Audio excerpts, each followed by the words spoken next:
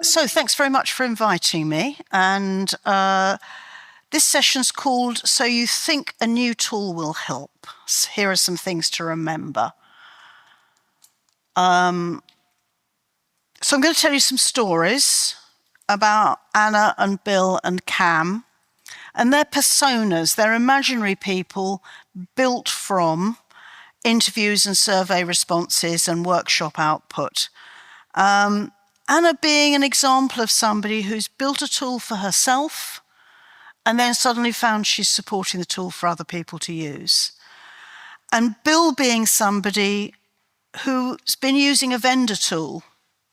He's a tool user. And the vendor's offered an upgrade.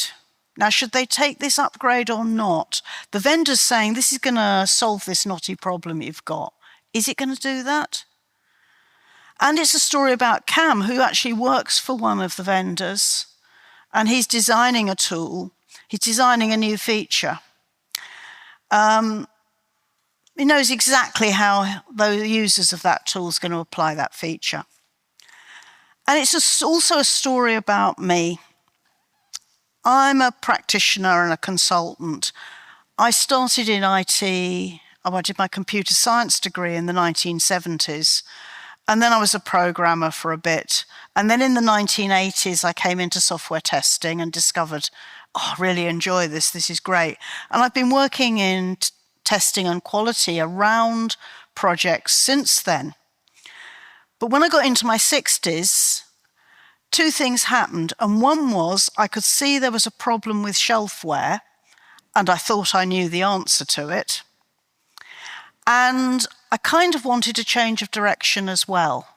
So I started doing some research about testers and their tools, and actually wider than that, practitioners in general around software projects and their tools, to try and solve this problem of shelfware that I was observing and observed for years. And I'm going to tell you something as a kind of somebody that some people regard as an expert in some areas of IT. My hypotheses, when tested academically against data, just kept being wrong. And that has been one of the joys of the last 6 years of doing this academic research, has just been consistently wrong about things and gradually moving towards something that might be approaching a bit more right, but maybe not. Lots of unexpected evidence because the discipline of academic research is slow, exacting, but it's also robust. So I'm just going to reflect on that journey a little bit before I get into where I've got to, which is the output from the research. The initial question, my initial question was, what are the problems people are having with their tools? And my supervisor said, you can't ask that because you've got the answer in the question. They might not be having problems. So my first question was, what are testers' experiences with tools? So it's been 2018 to 2020, hypothesis building. 3 papers came out of that. Which are the answers to that question? Stuck in limbo with magical solutions, scared, frustrated, and quietly proud, and test tools, an illusion of usability. So that made me think about who's actually doing the testing, because one of the things that came out in the illusion of usability was a lack of clarity about who's actually doing the testing. And I didn't just talk to people who got tester in their job title.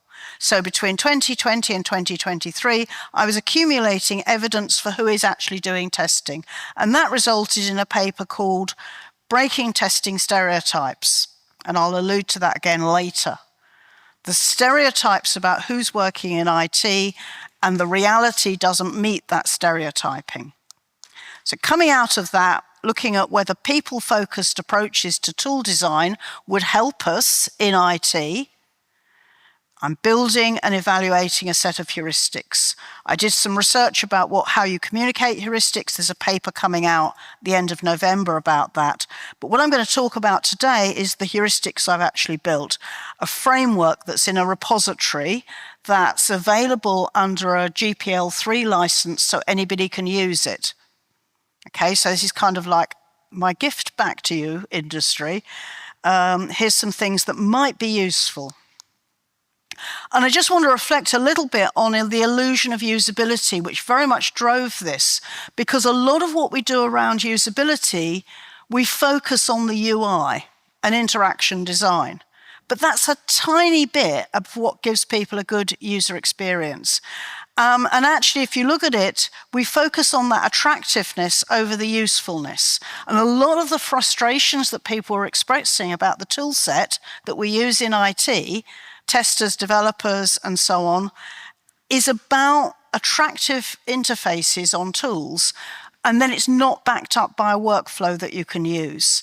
And tools that don't support change and growth for people, and tools that don't think about maintainability and performance and security and all those other areas. So this model actually came out of that illusion of usability study and was a driver into, well, how do we deal with this? How do we change people's mindset about how they're designing the tools that we're using? So to build the heuristics, all of that hypothesis building using qualitative analysis, which I've spelt wrong, I see, and thematic coding, and then work to make sure that that research is robust, iteratively. And designing the heuristics and then actually saying, is that actually useful to people? So taking it out for prototyping and expert reviews and case studies with practitioners. And out of that, on the way to this framework of heuristics. And these heuristics are in 3 key areas, 3 simple questions that we forget to ask ourselves. Why do we need this tool? Who is going to be using this tool? And what context are they using it in? And here's a thing that came out from the research. People who are buying tools or acquiring them forget to ask why they want them. They forget to ask what problem it is they're trying to solve with the tool. They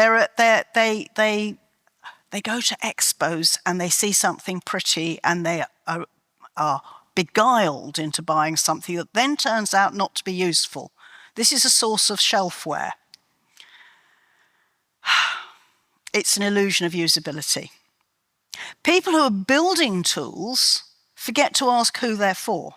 And in fact, a few people I interviewed said to me, well, people just build tools for themselves because kind of we're all the same in the industry. We know what people in IT are like. But remember that Breaking IT Stereotypes paper? We're not.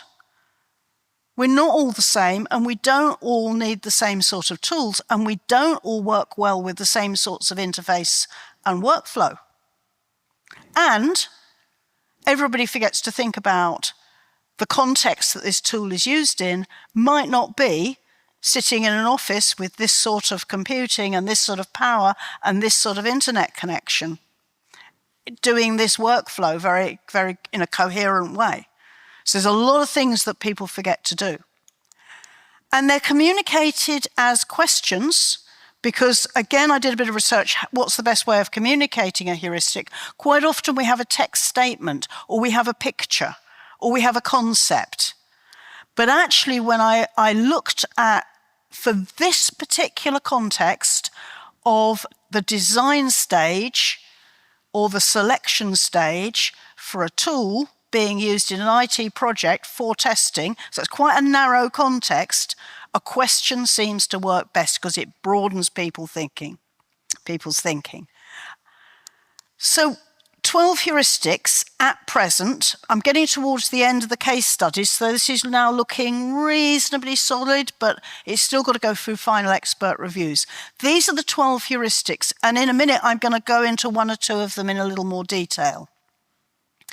The wording, the order, the focus has changed as I've been doing this validation work on them. So these are quite different to the original prototype I had 2 years ago. They've developed a lot. So I'm reasonably confident that now people are accepting them much more. And what's interesting is each of the case studies, there's been different ones of these questions where people have grabbed them and gone, we didn't ask ourselves that. And there's been different ones where people have gone, oh, I'd never thought of that before. And different ones where people have gone, yeah, we always ask that, so we're okay on that one. So they're heuristic because they may not always be the right questions. You may need to focus them a little different in your context, but they seem to be a good general set of questions. I believe we upload the slide sets, don't we? So when you get the uploaded slide set, I've got the explanation for all 12 of them, but I'm only going to go through some of them because of time. So I'm just telling you that so you'll be able to get to them. And that 1 to 12 is an iterative set of questions. It's not like I do 1 to 12 and then I'm done.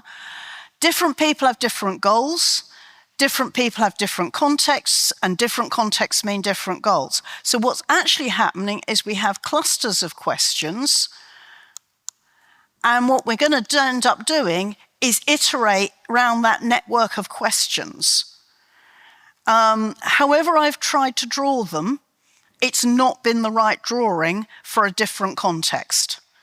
So you're very much in your control, in your context, what order you do these in. The other thing was at one stage in the prototype, I ended up with 150, 200 questions, which are clearly too many. So I've clustered them back down. And you'll see that in the repository, there's a top-level question, there's an explanation, there's underlying extra questions to ask yourself, and sets of activities that people commonly do when they want to answer that question. So you can just work from the top level 12 heuristics. You can even pull back and just go from the top 3 groups, or you can delve down and do a deep dive into a particular question. And I'm filling that up with evidence from the research and examples and usage cases from the case studies and things like that to try and give as much background and substance, but also to allow you how much depth you go into. So for example, for one case study, as I started drawing out what was happening as people were discussing, they were looping back and forth like this all the time and finding they were constantly going back to the why question, constantly going back to the who question as they uncovered more and more. And I just want to emphasize there's a lot of research gone into this and a lot of verification and validation and a number of different sort of areas. So I've worked with a tool vendor, I've worked with people looking at their in-house test automation suites, people doing tool evaluations, people writing strategies. I even had one case study where they went, oh, I'm going to use this for my pre-sales meeting. It'll help me plan it. I wasn't expecting that. And the one that's going through at the moment is a retrospective with a tool vendor on customer comments they've received in the last 18 months with the overarching question, if you had used the heuristics 18 months ago, could you have preempted any of these questions, problems, improvement requests? So kind of quite a lot of different things going on there. Okay, so on the right-hand side there's a screenshot of part of the repository, the one for question 1, why do we need this tool? So you can see there you've got bulleted lists, you've got links to different things, you've got more detail under clickable expansion. Sorry, I'm very old and I forget names of things. You know what I mean. You can click on things and find more information. And the type of things you've got in there are, from the research data, nearly 30% of the challenges were management and organisational.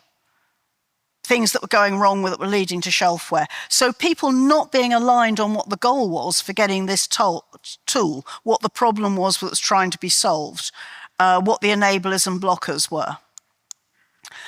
And one of the bills said, actually, even within my organisation, there's several organisations. So if you talk to Dev about what they want a tool to do, and this was actually something to do with security testing and checking on passwording, Dev had a view about what they wanted this tool to do, and audit hit the roof. Okay, you can't do that, even in the test area. Well, we don't want that tool around anywhere in the organization. But Dev was saying, well, we need this if we're going to test the security.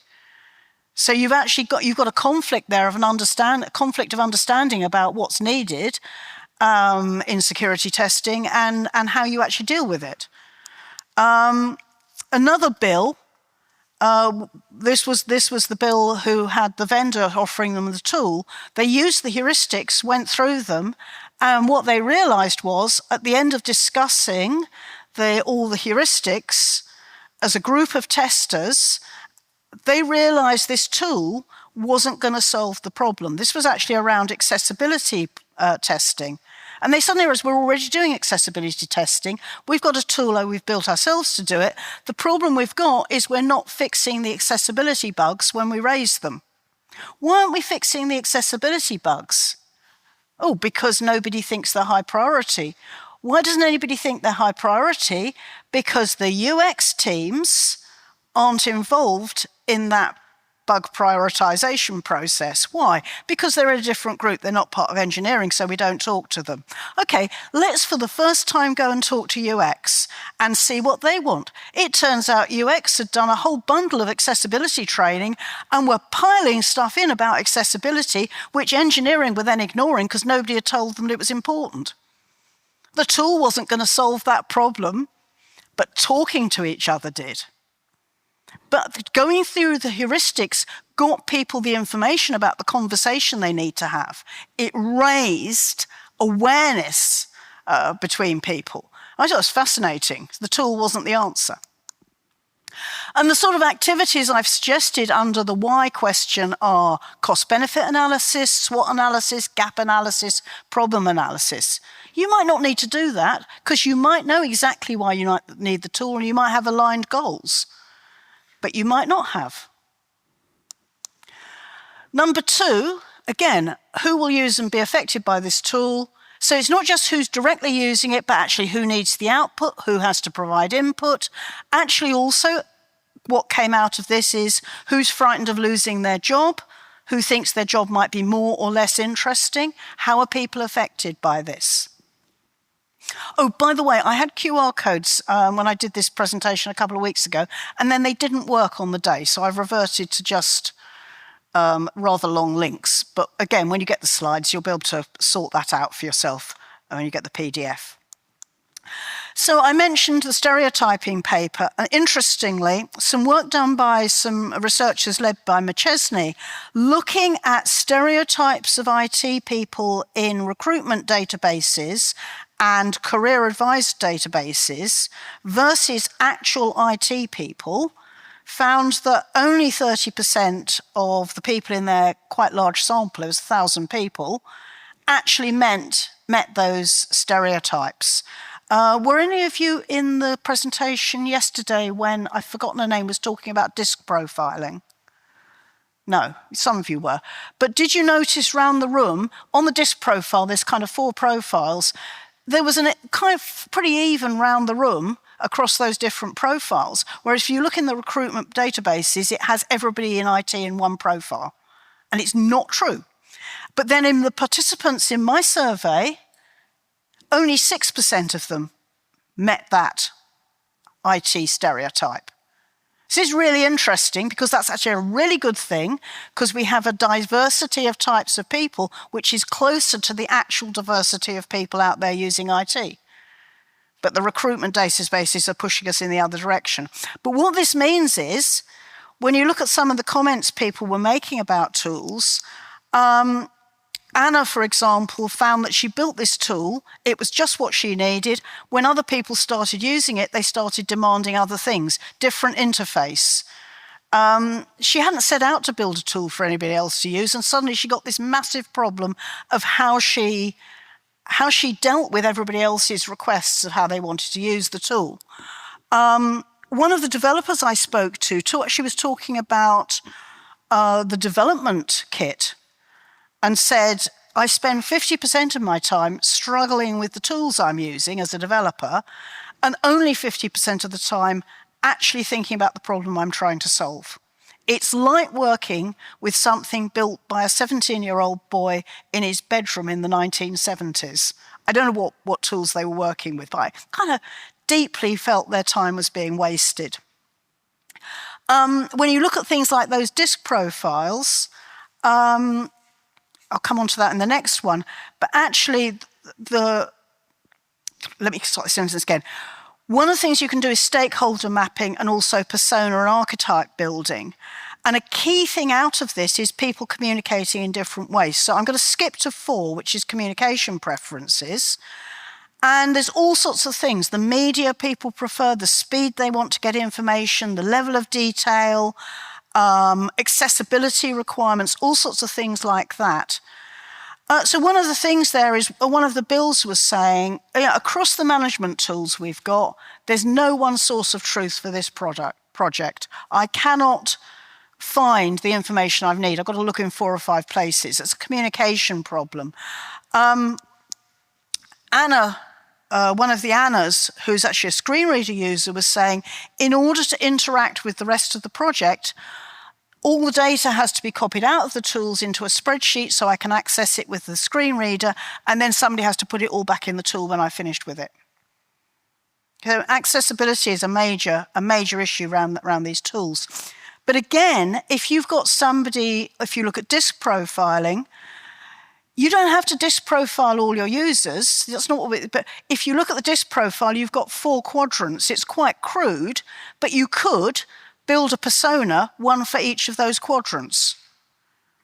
Or in your set of personas, make sure you've covered those quadrants, because somebody who's red on the disk profile is probably going to want 3 bullet points on a PowerPoint slide, and somebody who's on the yellow is probably going to want a massive spreadsheet of information that they can go through in detail, just because of the different way those people communicate and think and deal with data.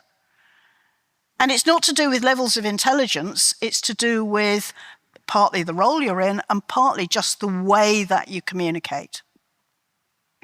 And I've mentioned a couple of things there around accessibility, including the Accessible Reality Pirates Workshop, which I suggest you look up because it's good fun. I'm just showing you this one to illustrate that between beginning to write this presentation and presenting it today, because of things that are happening in the case studies that have been going on the last few weeks, the wording's changing. And what I'm trying to do is simplify and simplify and simplify the wording so it's more and more obvious what it's about. So that's the only reason for showing you that particular page at this point. Another key question is, where will the tool be used? And the answer to that could be in this environment and that environment, technically. But interestingly, even when you look at that, what came out from the Stuck in Limbo paper, people were mandated to use tools that they couldn't get to because they weren't allowed through the security in their organisation to use that particular environment. And this came up and I thought, that's a bit weird, isn't it? And then it came up again and I mentioned it at a conference and a load of people went, oh yeah, that's happened to me. So it's really more common than you think it possibly could be, at which point people just pretend to use the tools. They're just pretending to use the tools and using a spreadsheet instead because their organisation's security doesn't allow them to. Or they're not actually in offices. So there were a group of people who were doing testing, acceptance testing, but it's still testing and they were still needed to use test tools. And they were doctors and nurses working in a hospital. And between doing stuff in the operating theatre, they were whizzing out, and just a quick 20 minutes, can you try this new feature on the patient's record system? That's a different environment, isn't it, to be doing your testing in with other distractions. So, yeah, Stuck in Limbo. Oh, group of people who actually needed to use one of the tools outside, in a field, with no internet access. They were engineers working outside. It was just like, that's completely different environment. So you need to think about the geography, languages, location, technical environment, and the physical environment. One of the mini case studies I did, we were looking at a tool that a group were going to use for a particular project. And the person who was driving, getting the new communication tool said, first of all, everybody's got iPhones, which was not true. And secondly, let's do all this with something on the cloud, because that's, a third of the people in that group did not have good mobile access and did not have good internet access. That was going to go down really well. Let's do it on the cloud on iPhones. People haven't got it. So that's a really interesting one. We forget to ask. We sit in our offices safely with good connectivity and good equipment, and that's not where everybody else is. Autonomy of work styles was an interesting one. So not everybody had autonomy, and that was really interesting conflict in the data between people who were saying, I want the tools because it's going to force people to work through a particular workflow. I do not want them to have autonomy. And other people saying, I'm much happier when I've chosen my own tool and I have autonomy of choice about my work style. And both those groups of people had good reason for what they were saying. Another thing that's interesting, and this came out from the literature review as well as my research, the more expertise people have, the more likely they are to use visualization and the more likely they are to diagram things successfully. Lovely piece of work by somebody called Marion Petrie looking at visual programming environments and discovering that experts could use them really easily, but naive new programmers found them really hard because they couldn't hold the picture of the whole system, like what they were building, in their head at once. There was a talk yesterday where somebody was talking about experts chunking. Was it the one on security? But, the more expert you are, the more likely it is that you'll use visualization successfully. 20% of my participants mentioned collaborative approaches, pair programming, pair testing, team working, and so ensemble working. And they had tools that prevented that happening, actively stopped you working in pairs or a group by the way the tool was set up. I had to show you this one because I love this quote from one of the Annas. The company decided this before my hiring. The tool is the single worst software to plague efficient and effective development. It is difficult to use, incredibly buggy, inflexible and bloated. I'm not going to tell you which tool that was, but it's a popular, well-known, much recommended, everybody talks about it tool. So you need to know what level of authority and autonomy people have got to make decisions. And actually, importantly, HO9 is about risk around workflows. In certain types of organization, because of the level of risk, you actually don't want people to have autonomy. You want people to run through a particular workflow because that's the right workflow because of the level of the risk and the way you're working. So you have to think really carefully, are we challenging the autonomy or supporting it?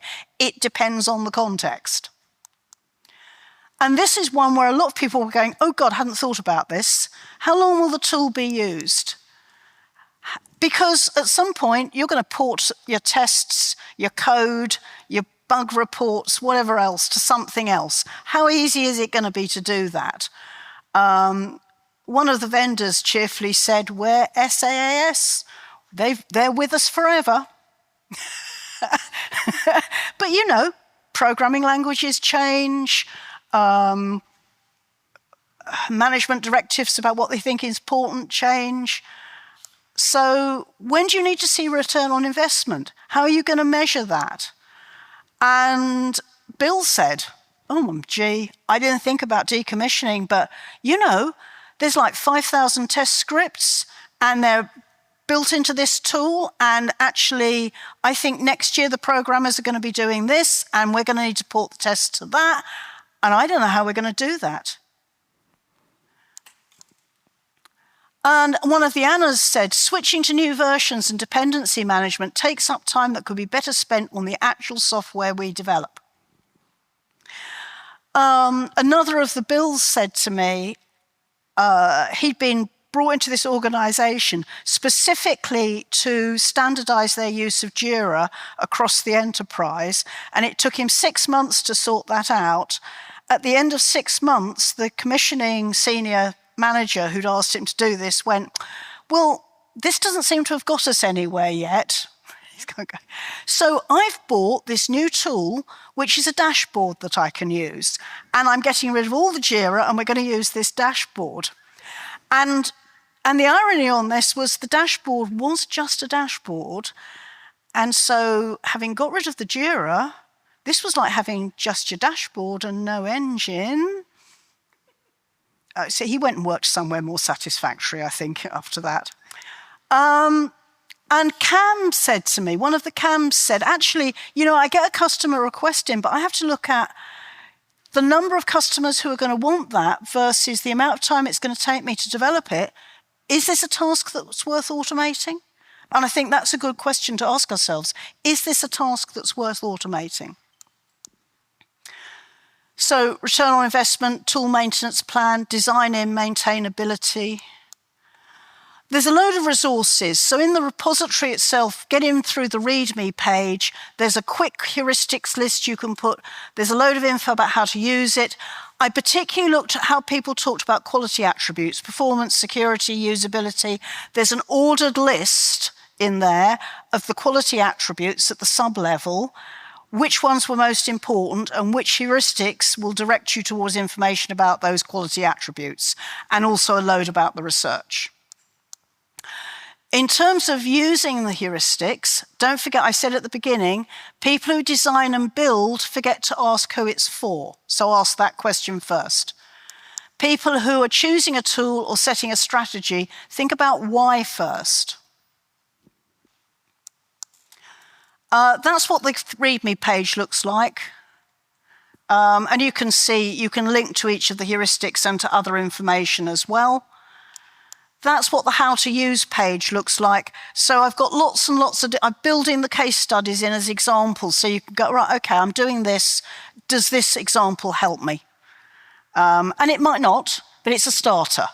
Do not use these blindly, all right? Use them intelligently and adapt them to your context. They're not answers, they're questions. You might need to ask other questions or ask them in different ways. So Anna, when I showed her the heuristics, she said, if I'd seen the heuristics, I'd have done this in a completely different way. And then she paused and she said to me, do you know what, if I'd seen the heuristics, I might not have built that tool at all, because I'd have seen the trouble I was getting myself into. She was spending a lot of time maintaining this tool that she'd just built for like a one-off use. So I said to her, okay, well, maybe the answer is, if you're building a tool for yourself, just build it. If somebody else starts using it, then go and look at the heuristics. But don't be put off building a tool for yourself because of this. This is about when you're starting to engage with other people. I mentioned Bill before, evaluated the vendor tool, realized it wasn't a tool-related problem, it was a communication problem. And Cam, they used the heuristics to evaluate the prototype for new features in their tool, and they realized they'd been talking to customers and not the end users.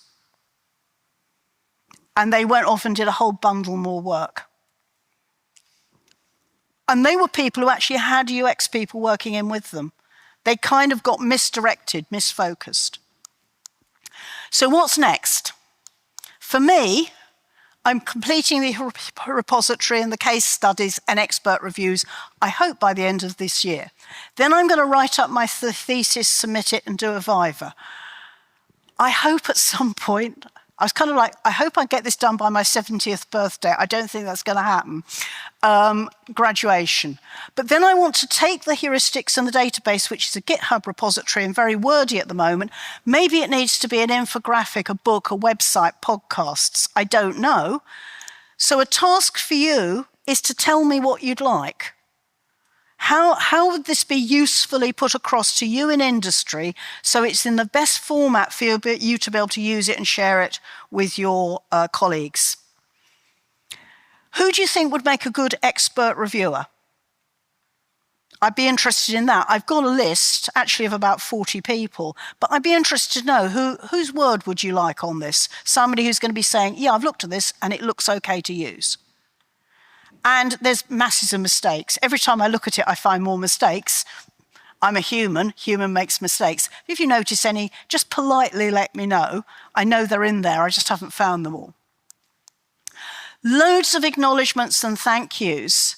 This is 12 hours of expert interviews, 300 plus hours of workshops, 230 plus survey participants, more than 20 expert reviews on prototypes, 5 mini usage cases, 6 industry case studies, more than 3,000 data points collected and analysed.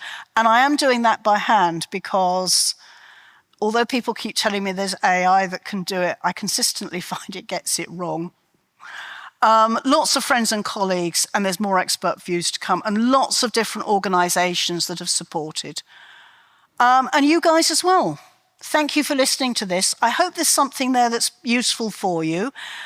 As you see, it's still a work in progress. It's getting there, and it's very much, I'm going to be 70 next year. It's kind of like, this is kind of a gift for you, okay? It's on GPL 3.0 license. It's for you to use. It's for you to take, adapt, and use. Thank you very much.